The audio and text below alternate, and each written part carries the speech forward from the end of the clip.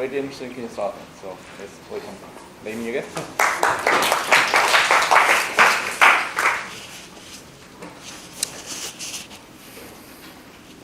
Okay, so I'm always giving the last talk of the day.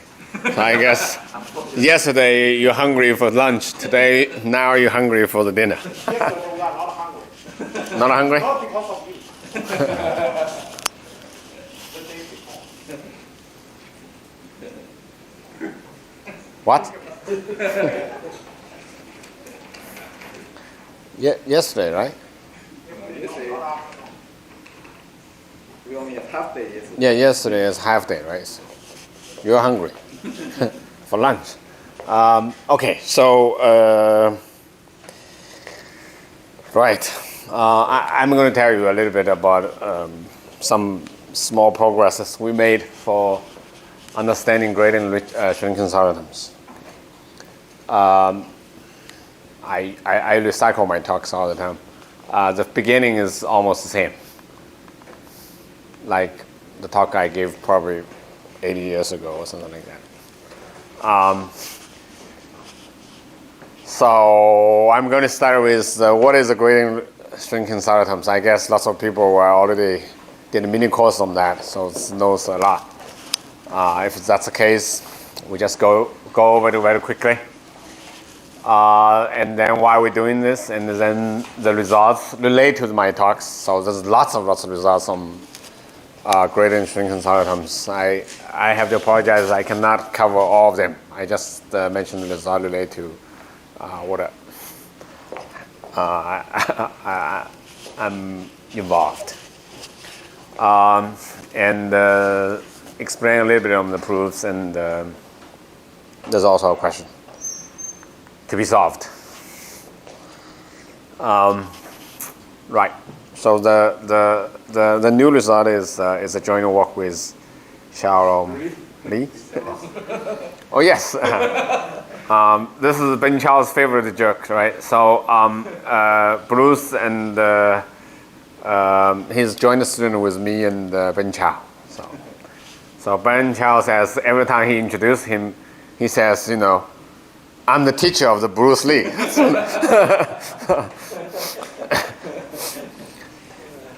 He has exactly the same Chinese name and English name. Maybe the Lee spells differently, right? Spelling, just but the same Chinese character. I think his father made the name in memory of Bruce Lee. I think. Okay, so that is the equation, right? So equation is the Ricci plus a potential F. So the Ij means different same. This Ij means the Hessian. Right. So that's the equation. So we want to understand how many of them, and under what conditions you know what are they, right? So there's standard examples. There's one standard non-Einstein examples. It's called Gaussian solitons. So the reason we care about it is because it arises as singularity models. So that's something people are very familiar with now. So you do blow up, you get ancient solutions usually. If you're lucky enough, you do get a shrinking solitons out of it. But in general, there's another blow down process. You get a shrinking solitons.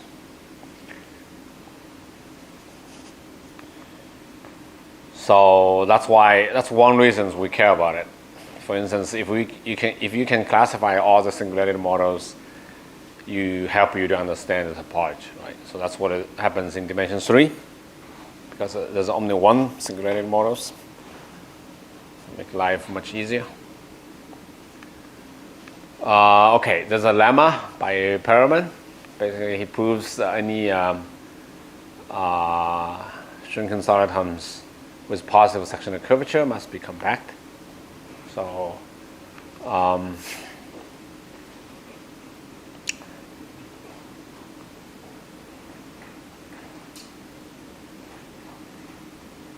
So that's the consequences of it, right? And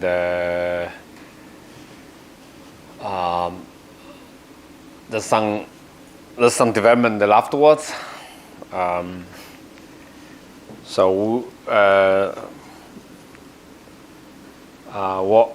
Nolan work and myself removed one of the conditions, and then this result was generalized to high dimensions more recently by Montiano and Wang. Did you talk about this in your mini course? Okay, so probably you know the proof too. By studying the evolution equations of Ricci tensor, the eigenvalues, prime maximum principles. It's kind of a nice argument.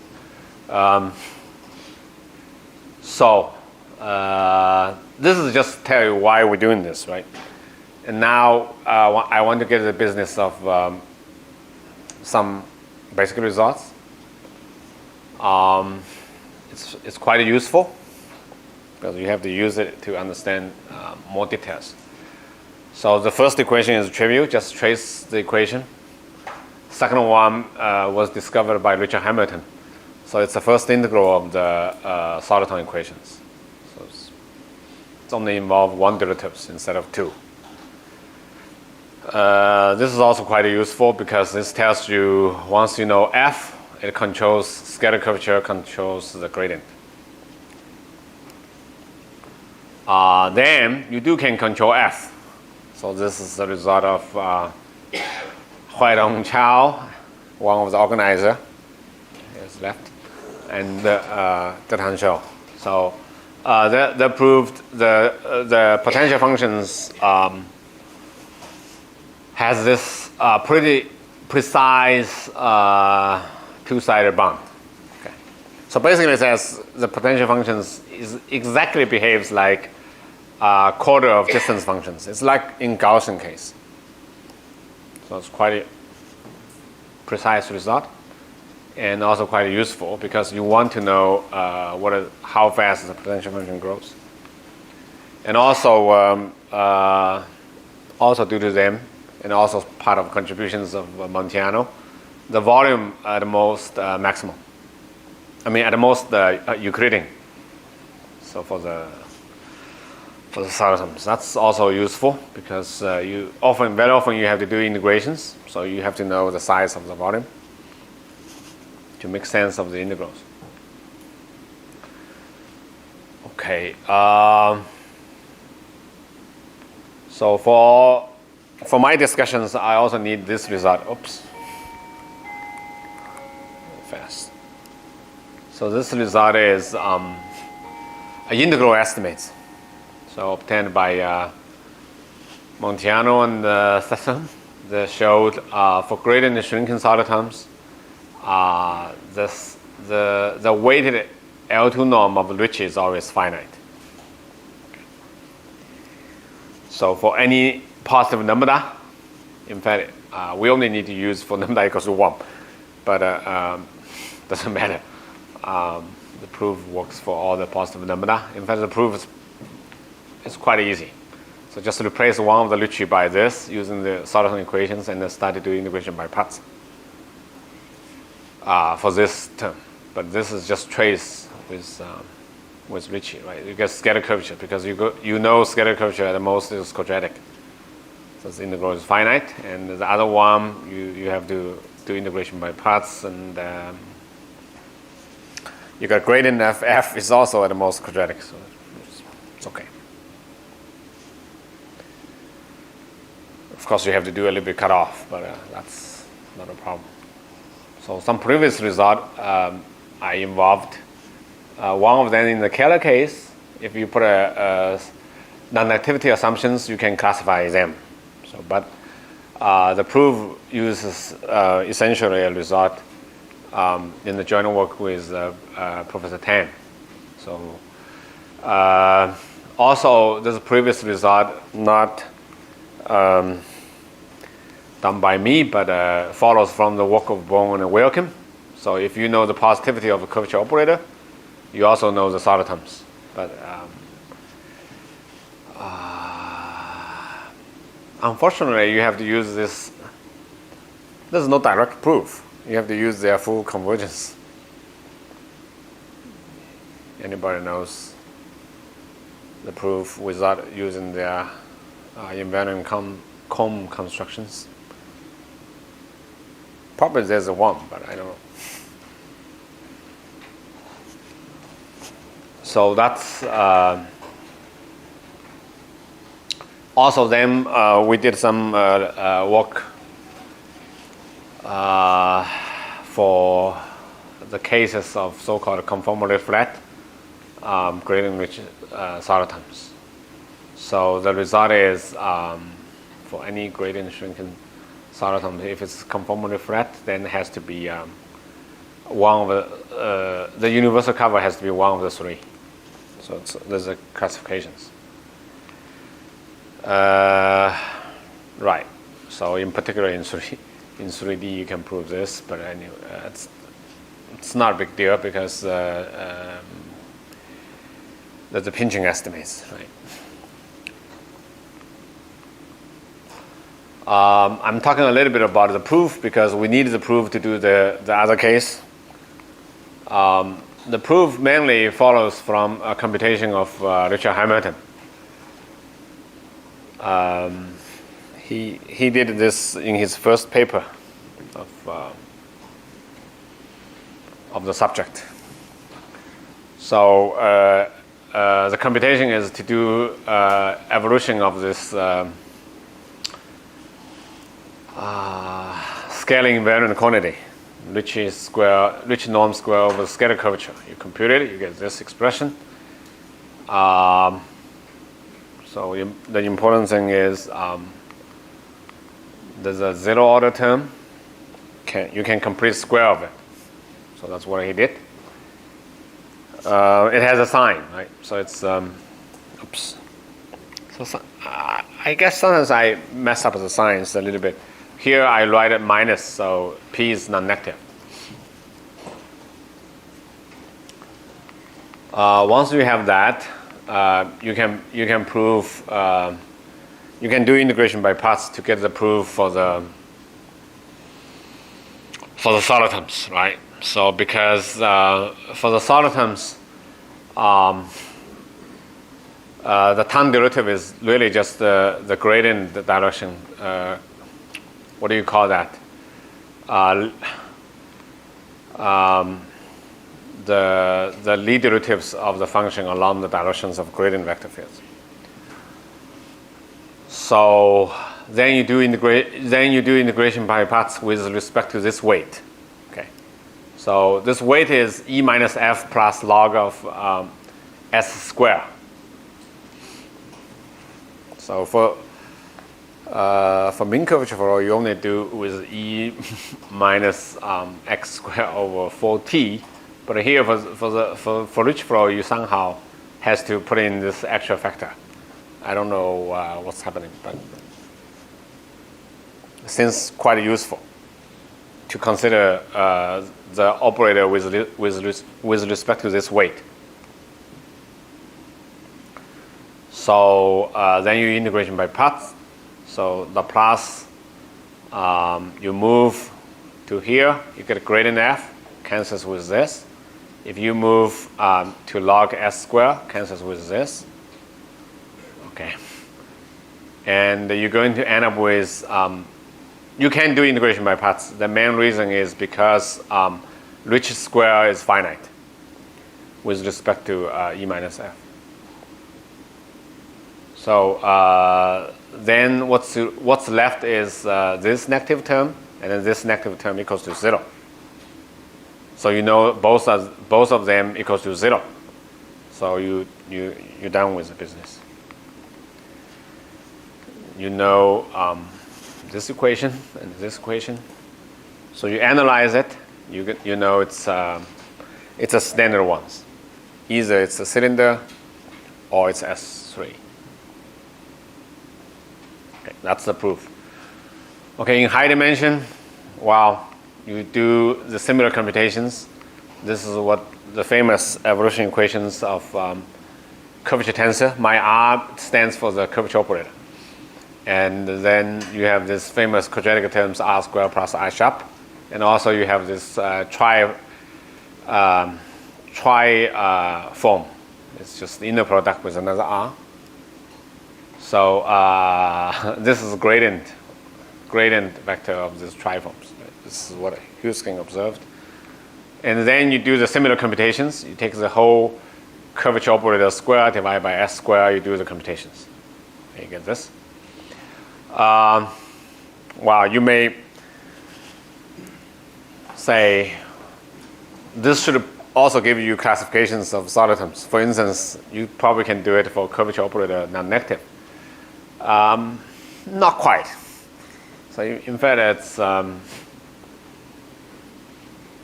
algebraic speaking, probably you cannot do it. Main reason is because this is zero order term, meaning no derivative involved. This term usually does not have a sign in high dimensions. This idea of just looking at the curvature operator square over s square, using a word of a former Chinese president, is too simple and too naive. It doesn't work. So you have to work a little bit harder. But for special cases, it does work. So that's where this conformally flat condition comes in. If you throw in these conditions, this term you can compute it. Okay, it's a fourth order polynomial in terms of the if you just don't have the via curvature part, then you only have Ricci, and everything can be written in terms of eigenvalues of Ricci. And it's a degree 4 polynomials in terms of the eigenvalues of Ricci, but I express everything in terms of the eigenvalues of traceless Ricci, because there's natural decompositions. So there's a traceless, there's diagonal part involves scalar curvature, there's traceless Ricci part. There's no via part. So you can compute it. And then that has a sign. Okay. So there's some algebra you have to deal with. So that basically proves the result. So this expression has a sign, and the equals to 0 only two cases. One, all the eigenvalues are same. Another is just two different eigenvalues. That's corresponding to one corresponding to Sm, another corresponding to Sm minus 1 cross R. So you do analysis, you get the result. That's the conformally flat case. So now the another one is beyond dimension 3 is dimension 4. So we try to look at dimension 4. Dimension 4, there's lots of actual structures, so-called decompositions with respect to the self-dual and the anti-self-dual part. So you write the curvature operator in terms of that. It splits into these blocks. That's also, what Hamilton did in his 4-dimensional paper. So then there's a condition called positive isotropic curvatures. Okay, so he studied that manifold too, of compact manifold with positive isotropic curvatures. So the isotropic curvature positivity corresponding to these two blocks being two positive. So namely the smallest two eigenvalues add together being positive. So then we try to classify this kind of solitons. So the result is this. So for 4-dimensional gradient solitons with positive isotropic curvature, then either it's a quotient of S4 or S3 cross R. Okay. The result was a generalization. So previously we proved similar result I did with Wallet. So the previous result has some assumptions, okay, several assumptions, but it applies to special cases. Namely, if the soliton arises from a finite time singularities of Ricci flow on compact manifold with positive isotropic curvatures, then it can be done, because In that case, we use quite a bit result of Ricci Hamilton. Basically, all those singularity models has non-negative curvature operator. So that's one assumption we have to assume in this previous work with Nonnegative. And also we assume some other pinching conditions on the isotropic curvatures, involve isotropic curvatures. So that pinching condition automatically satisfied if your soliton coming out of the blow-up limit. So that's Hamilton's estimates, pinching estimates. But here now we don't need any assumption like this. So it's from mathematical point of view, it's kind of more satisfying because you may deal with 4 manifolds which is not compact. Then you have to deal with those singularity models. This would take care of them. Okay. Also, the result, of course, implies all the non-negative cases, because once you can deal with positive ones, you know all the non-negative ones. So if the gradient shrinking solitons with non-negative isotropic curvatures, then you know the list. Oops. Okay. So it's quotients of this. This is just the compact ones. And the non-compact ones, we really only have 2. So it's S3 cross R and S2 cross R2.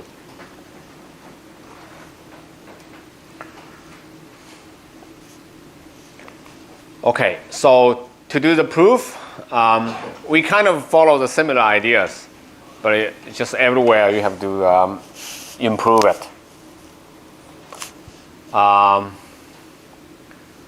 So the previous approach I described, it works if you throw in actual assumptions. Okay, so the actual assumptions is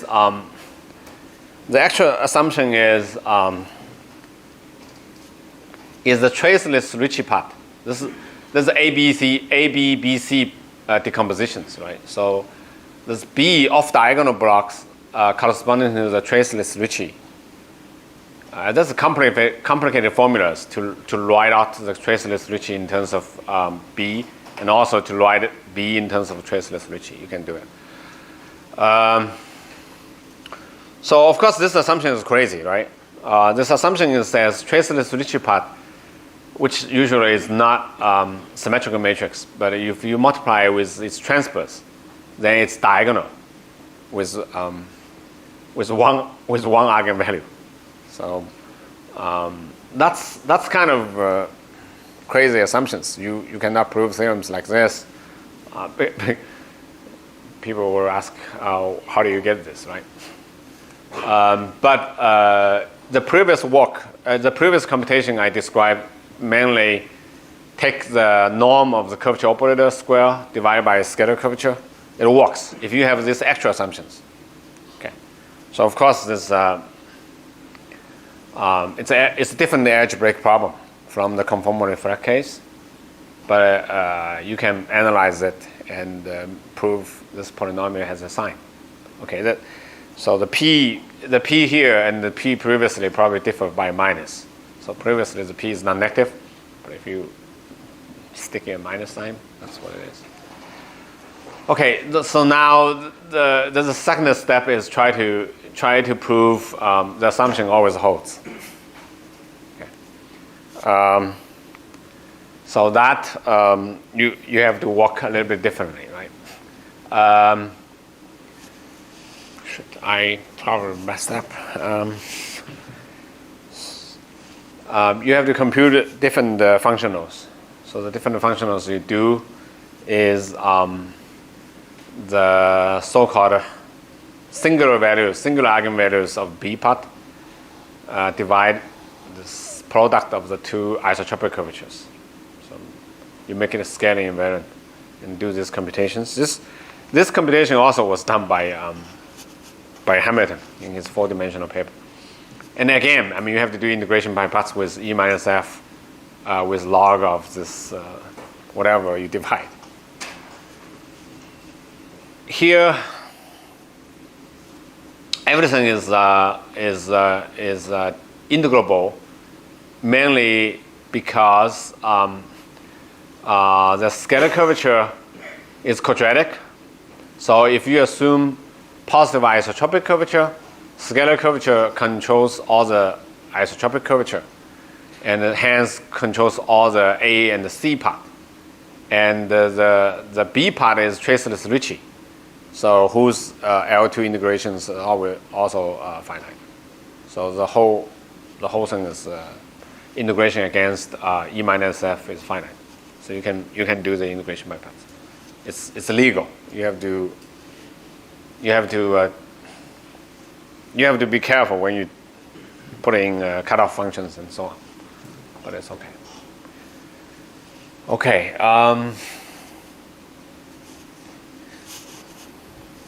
I guess I probably doing it pretty fast. So maybe we finish earlier.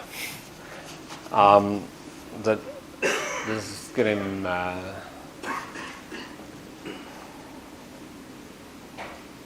right. So the result we proved earlier is we have quite a bit, 3 extra assumptions, right? So one is non-activity of curvature operator. Secondly, is a pinching in terms of the isotropic curvature. Thirdly, there's a growth assumptions on the whole curvature tensor. So those assumptions are not very pleasant. So this argument get rid of them. Now the result, in fact, when we prove this, soon after we prove this, Allen and Nabel proved classification result for 4 manifold with bounded and non-negative curvature operator.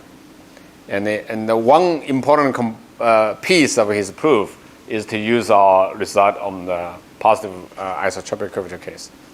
But now this result we prove independently his method is a more general result, because this classifies all the solitons with isotropic curvature non-negative.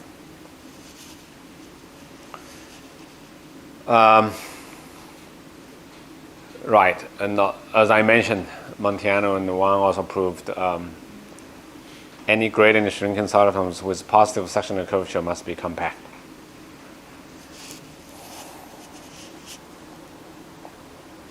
But classifying solitons with positive sectional curvature is quite hard, I guess, right? Even in dimension 4. So far, there's no classification even on Einstein manifolds with positive sectional curvatures.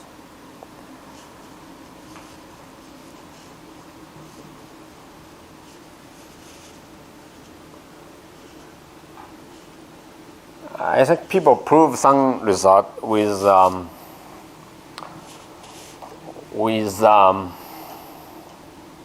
even for Einstein manifolds, right? So you have to normalize Einstein constant, let's say, to be 1, or in dimension 4 to be m minus 1.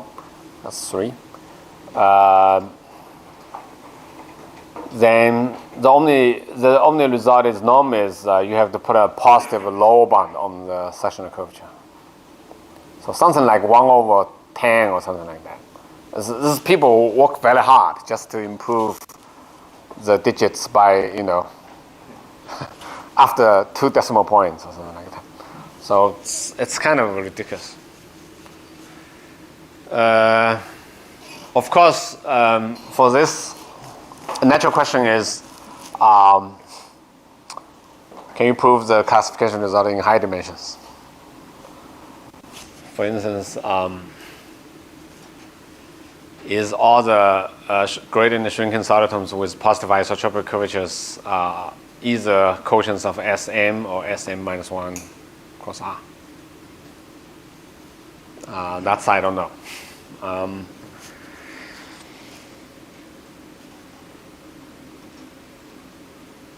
So, but the conditions is natural conditions, right? Because the invariance has been proved, and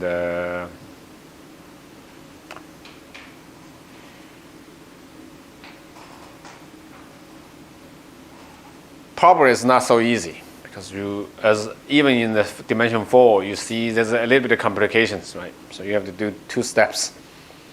In high dimensions, if one wants to prove the whole set, probably need to have a little bit different approach.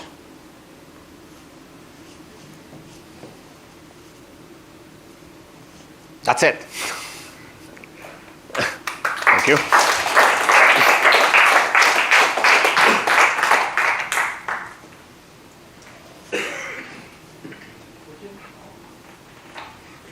Yes. What do you expect in high dimension? As I said, you try to prove the universal cover either Sm or Sm minus 1 cross R.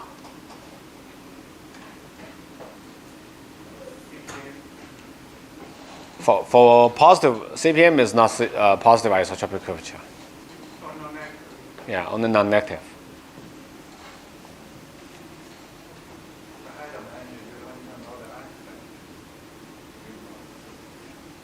Einstein, that was proved by Zeeman-Brendel. Yeah, in fact, Einstein is pretty easy. Yeah, with PIC.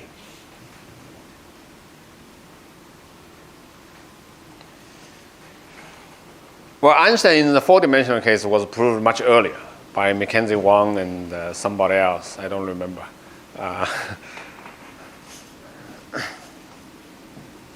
Mikhailov.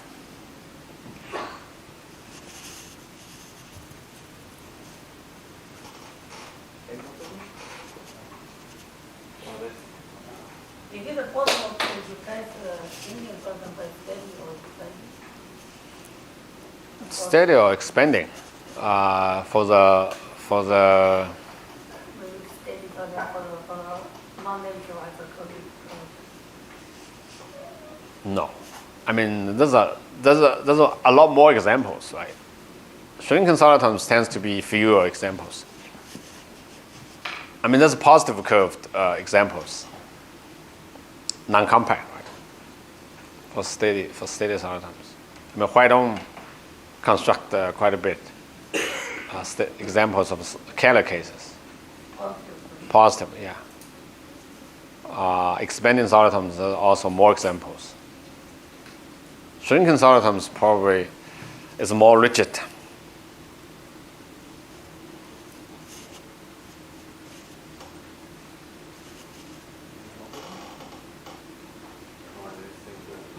Thank you.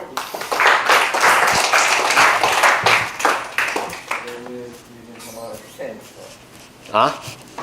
Tomorrow. Oh, tomorrow, okay.